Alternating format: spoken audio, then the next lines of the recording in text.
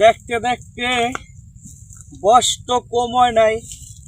আমার 20 বছরের অভিজ্ঞতায় যে সকল মানুষ এমপি ভাইরা আমার সংসদে গেছে, আসলে সবার কাছে জানতে চাই, এ লাড়ি হাতে ঠিকই উল্টা ফুল্টা কথা কইলে হোগায় কারো কিন্তু নিচে পড়বে না বাড়ি।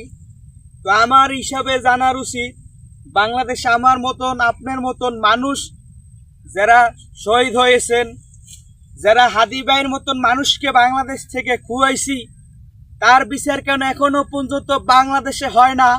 আমার প্রশ্ন এই সরকারের কাছে, অতি দ্রুত বিলে হাদি হত্যার বিচার না করলে আলটিমেটাম দিলাম আবারও জুলাই আমাদের ফিরে আসতে পারে।